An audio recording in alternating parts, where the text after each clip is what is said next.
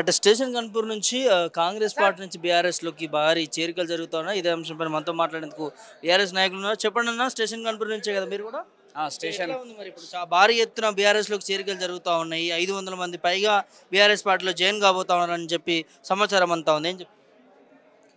కాంగ్రెస్ ప్రభుత్వం చేస్తున్న ప్రభుత్వ పథకాల విషయంలో దొంగ అబద్ధాలు చెప్పి అధికారంలోకి వచ్చింది. ఆయన చెప్పిన పథకాలలో ఏ ఒక్క పథకం కూడా సరిగా లేదు, ఇస్తలేడు. ఒక్క ఫ్రీ బస్సు తప్ప. ప్రజలను మోసం చేసి వంచి ఆయన మోసం మాటలు చెప్పి అధికారంలోకి వచ్చిండు. కాబట్టి ఇప్పుడు ఆయనకు చేసే విధానాలను బట్టి ప్రజలు వ్యతిరేకంగా ఉన్నారు.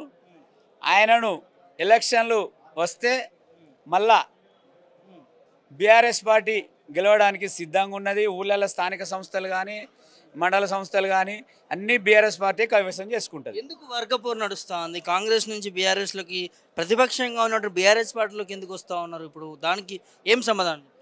ఇప్పుడు కడియం శ్రీహరి అనే అతను బీఆర్ఎస్ పార్టీలో గెలిచి కాంగ్రెస్లోకి పోయిండు.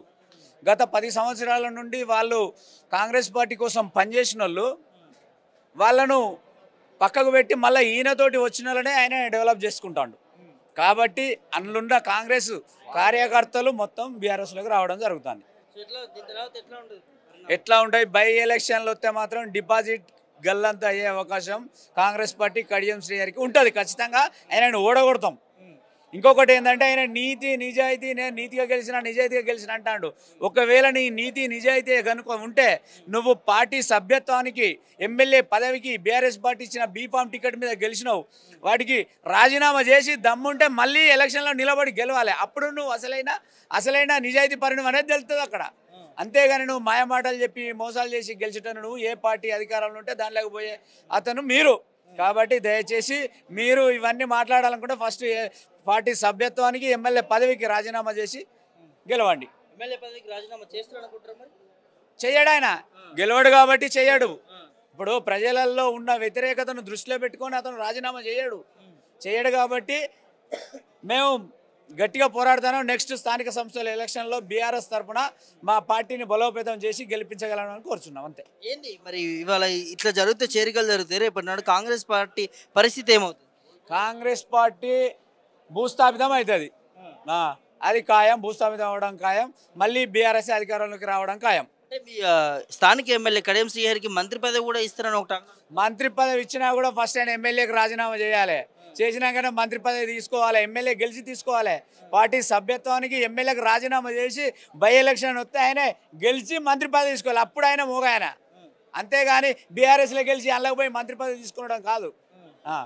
ఏం చెప్తారు మరి మీ ఎమ్మెల్యే పరిపాలన గురించి? మా ఎమ్మెల్యే పరిపాలన ఏమున్నది? బీఆర్ఎస్ ప్రభుత్వం చేసిన పనులే వాళ్ళు మేము చేసినామని చెప్పుకుంటా ఉన్నారు. బీఆర్ఎస్ అమలు చేసిన పథకాలే ఇప్పుడు నడుస్తూ ఉన్నాయి.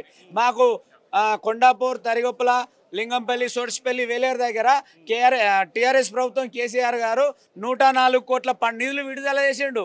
ఇంతవరకు ఆ పనులు మొన్న మా అధికారం కాంగ్రెస్ పార్టీ చేసిందని చెప్పి గొప్పలు చెప్పుకుంటాడు. అది చేసింది మా టీఆర్ఎస్ కేసీఆర్ గారు ఇచ్చిన నిధులతోటి. ఇంకొకటి వెంకటేశ్వర స్వామి టెంపుల్ అని చిలుపురుగుట్టలో ఉన్నది. దానికి 10 కోట్లు గౌరవనీయులు పెద్దలు ఎమ్మెల్సీ పల్లారేశ్వర రెడ్డి గారు ఆధ్వర్యంలో 10 కోట్ల రిలీజ్ ఫండ్ చేసిండు. దానికి మా ఎమ్మెల్యే రాజన్న గారు, అప్పుడు ఎమ్మెల్యే గారు రాజన్న గారు, రాజేశ్వర రెడ్డి గారు కలిసి 10 కోట్ల నిధులు విడుదల చేసిండు. వాటిని పోయి ఇప్పుడు మేం చేస్తున్నామని చెప్పి చెప్పుకుంటారు. ఇది ఇప్పుడు జరిగే పరిస్థితి. కాబట్టి మళ్ళీ ఎలక్షన్లు వస్తే బీఆర్ఎస్ గెలుస్తుంది. ఖచ్చితంగా రాజన్న ఎమ్మెల్యే అవుతాడు. జై తెలంగాణ.